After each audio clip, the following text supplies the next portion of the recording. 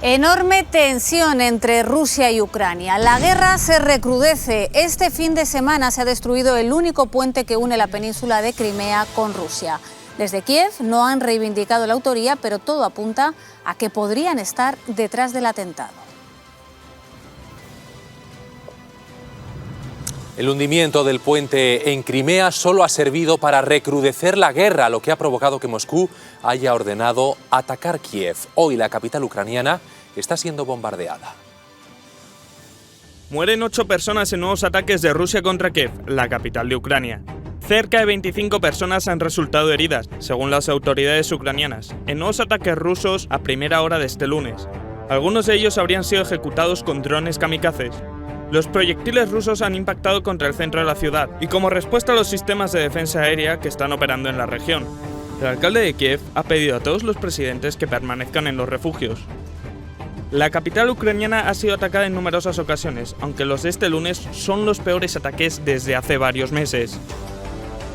No ha sido el único ataque denunciado por Ucrania. Otras ciudades como Zaporilla, Sloviansk, Leópolis y Dnipro también han sido golpeadas. Una ofensiva que llega después de la explosión de este sábado en el puente que conecta la Rusia continental con la península de Crimea. Suceso que se saldó con al menos 3 muertos y del que Rusia responsabiliza a Ucrania. Nuevos bombardeos en Zaporilla que han causado la muerte de al menos 17 personas y medio centenar de heridos durante la madrugada de este domingo. Según los datos preliminares, 5 casas habrían sido destruidas y unas 40 han sufrido graves daños debido al impacto sobre la ciudad de al menos una docena de misiles, según ha indicado el alcalde de la localidad, Anatoly Kurtev. Reacciones internacionales en todo el mundo a estos nuevos ataques. Incluso Donald Trump, el único presidente de los Estados Unidos que no ha entrado en guerra, ha pedido la paz y el final del conflicto. Y ahora tenemos una guerra entre Rusia y Ucrania, con miles de víctimas potenciales. Debemos pedir una negociación para acabar pacíficamente con la guerra, o terminaremos en la Tercera Guerra Mundial. Esperemos no llegar a eso. Queremos analizar la terrible situación por la que está atravesando el conflicto con el analista internacional Álvaro Peñas. Buenas tardes, Álvaro. Buenas tardes.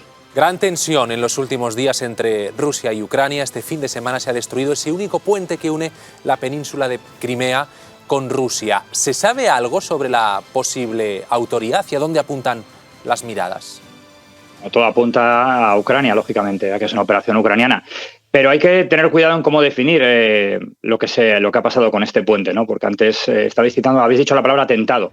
Esa ha sido la definición que ha hecho el presidente ruso, Vladimir Putin.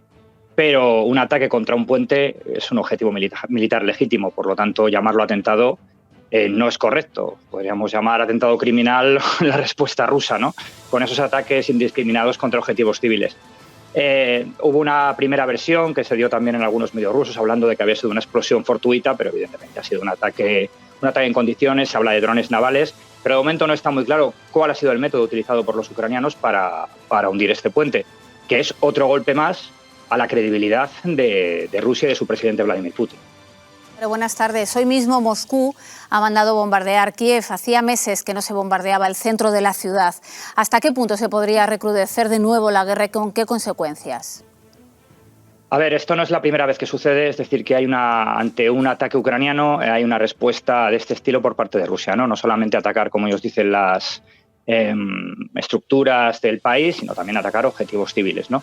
Porque, como sabemos, han destruido edificios, han destruido incluso un parque infantil. Entonces, esto desgraciadamente va a seguir pasando. Ya sucedió cuando, por ejemplo, los HIMARS, ¿no? La artillería enviada por Occidente de Estados Unidos, empezó a golpear los depósitos de munición de la artillería rusa. Y hubo una represalia que fueron esta clase de ataques. Así que, bueno, desgraciadamente, creo que ante la incapacidad de poder evitar estos golpes que los ucranianos están pegando en la retaguardia rusa, pues vemos que la respuesta por parte de Rusia es simplemente pues cometer este tipo de actos que son realmente criminales. Así que bueno, creo que esto va a seguir. Hoy mismo se estaba hablando de que había de nuevo alarmas, sobre todo en Kiev, en la capital. Y bueno, hay que citar también que la artillería antiaérea ha logrado derribar más de la mitad de estos misiles. Y es una razón más por la que los ucranianos siguen pidiendo, pues en este caso, más armamento a Occidente, ¿no? En este caso, armamento antiaéreo.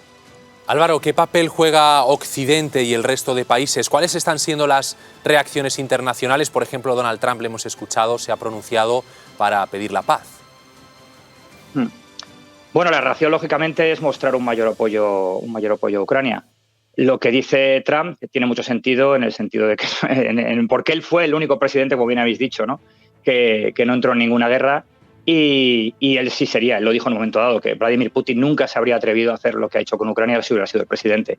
Llegar a unas negociaciones de paz ahora mismo es complicado, más que nada porque Rusia no puede exigir demasiado en un sentido en el que están perdiendo ahora mismo la iniciativa en el frente y los avances ucranianos continúan, en este caso sobre Lugansk, que recordemos que era una república popular supuestamente liberada, entre comillas, y que había sido completamente arrebatada a los ucranianos. Y los ucranianos ya están tomando localidades en este lugar.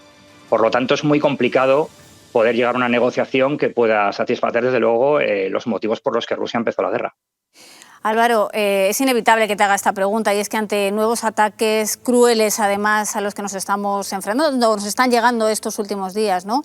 ¿Tenemos que preocuparnos en el resto del mundo? ¿Tendríamos que empezar a pensar que esta guerra pudiera extenderse a otros territorios?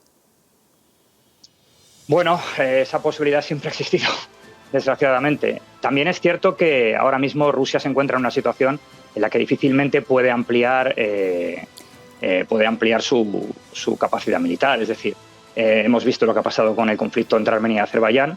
Los armenios habían comprado $600 millones de armamento a Rusia y Rusia no les ha enviado absolutamente nada. ¿Por qué? Porque no tiene ese armamento para entregárselo a los armenios. O, por ejemplo, hemos visto también columnas de T-72 bielorrusos que los están mandando urgentemente hacia Rusia, porque carecen de suficientes carros de combate. Por lo tanto, es complicado que Rusia pudiera tomar otro tipo de medidas contra otros países, otro tipo de represalias, porque difícilmente podría hacerles frente. Y bueno, desde luego Ucrania, si sigue este ritmo y si sigue lo que está haciendo, va prácticamente a volver a una situación anterior a la de febrero de este año, ¿no? Cuando empezó el conflicto.